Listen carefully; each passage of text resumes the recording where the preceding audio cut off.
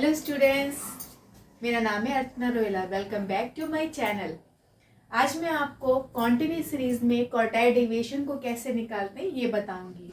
इससे पहले मैंने आपको इंडिविजुअल सीरीज, डिस्क्रीट सीरीज से मैंने आपको बताया है कि क्वार्टाइल डेविएशन को कैसे निकालते हैं।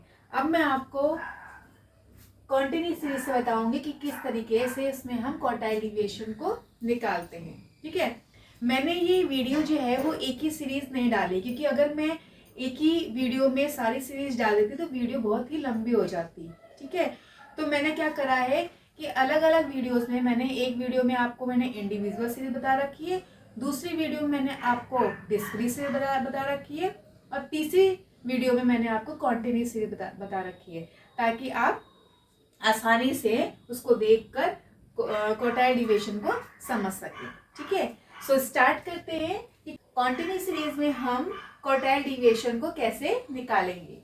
अब देखिए यहाँ पे क्लास दे रखा है, यहाँ पे और फ्रीक्वेंसी दे रखी है। यहाँ पे क्लास दे रखा है 0 से 10, 10 से 20, 20 से 30, 30 से 40 और 40 से 50 दे रखा है।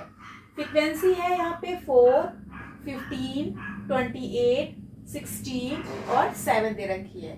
तो आपको पता है कि वाप पद निकालना है। ठीक है, तो इसके लिए हम क्या करेंगे, सबसे पहले CF निकालेंगे। CF मतलब होता है संचयी आवृत्ति, यानी कि फ्रीक्वेंसी को संचय कर लेना, जोड़ना। ठीक है, तो यहाँ पे क्या हो जाएगा, 4 को हम 4 पहले लिख देंगे, 4 को हम इसमें क्या कर देंगे, ऐड कर देंगे। तो ऐड करने के बाद आ जाएगा इसमें 19, फिर 19 को हम इसमें क्या कर देंगे, ऐड कर देंगे।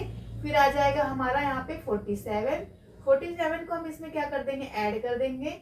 यहाँ पे आ जाएगा 63, और 63 में हम इसको ऐड कर देंगे तो आंसर आ जाएगा 70।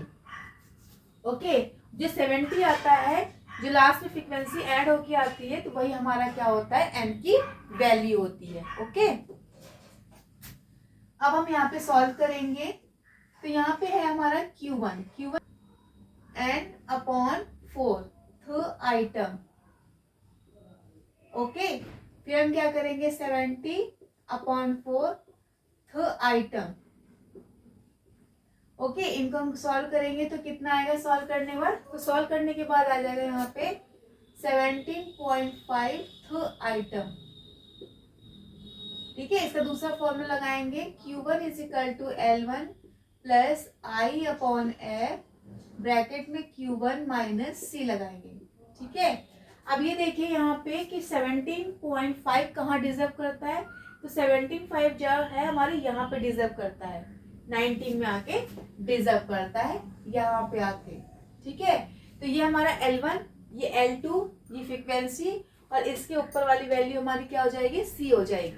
ठीक है, तो यहाँ पे रखिए पुट, और इन दोनों का जो डिफरेंस होता है वो क्या होता है, I कहलाता है। ठीक है, तो यहाँ पे हम क्या करेंगे, लिखेंगे 10 प्लस यहाँ पे 10 अपॉन फ्रीक्वेंसी 15, Q1 कितना आया था 17.5 माइनस C 4, तो यहाँ पे हो जाएगा 10 प्लस 10 अपॉन 15 मल्टीप्लाई, यहाँ पे आ जाएगा 13.5।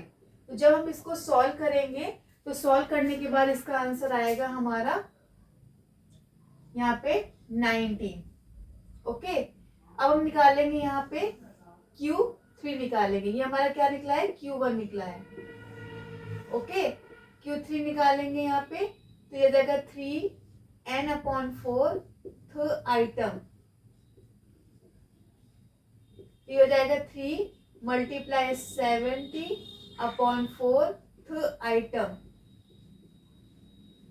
तो सॉल्व करने के बाद यहाँ पे कितना आएगा, सॉल्व करने पे यहाँ पे आएगा 52.5th आइटम। ओके, तो यहाँ पे हम फॉर्मूला लगाएंगे, Q3 is equal to L1 plus I upon F और Q3 माइनस C। ठीक है, अब देखेंगे 52.5 जो है वो कहाँ पे डिजर्व करता है, तो 52 पॉइंट जो है वो 63 में डिजर्व करेगा, यानी कि 63 के अंतर्गत आएगा वो। ठीक है, तो ये हमारा L1, L2 फ्रीक्वेंसी, और इसके ऊपर वाला हमारा क्या हो जाएगा, C हो जाएगा। ठीक है, तो यहाँ पे हम इसको रखेंगे, Q3 निकालेंगे, हमारा L1 कितना दे रखा है, हमारा 30, और प्लस हमारा क्या दे रखा है 10i, और फ्रीक्वेंसी ये, और ये दे रखा है 52.5 और माइनस, और यहाँ पे हमारा क्या दे रखा है, सी कितना दे रखा है हमारा 47 दे रखा है। ओके, तो Q3 कितना हो जाएगा हमारा, यहाँ पे निकालेंगे तो इसको जब इसको सॉल्व करेंगे तो यहाँ पे आ जाएगा 30 प्लस 10/16 मल्टीप्लाई क्या हो जाएगा 5.5 आ जाएगा। ओके, तो जब इनको सॉल्व करेंगे तो हमारा Q3 कितना आ जाएगा, Q3 हमारा हो जाएगा 33.44 हो जाएगा। ओके, तो इस तरीके से हमारा Q3 और Q1 निकलता है। ओके, यहाँ तक तो आप समझ गया होगा क्योंकि ये आपने पहले भी कर रखा है।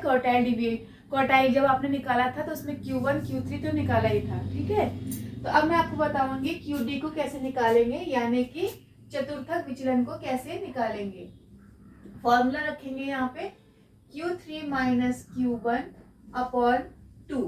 तो Q3 कितना दे रखा है हमारा 33.44 और अपॉन में ये कितना दे रखा है 19 और अपॉन में 2।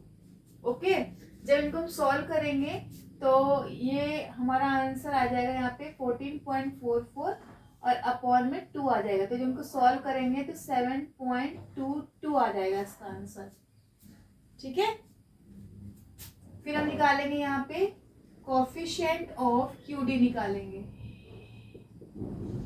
इसका फॉर्मूला होता है Q3 माइनस Q1 अपॉन में Q3 प्लस Q1 होता है। तो यहाँ पे कितना दे रखा है 33.44 माइनस 19 और अपॉन में क्या दे रखा है 33.44 प्लस 19 दे रखा है।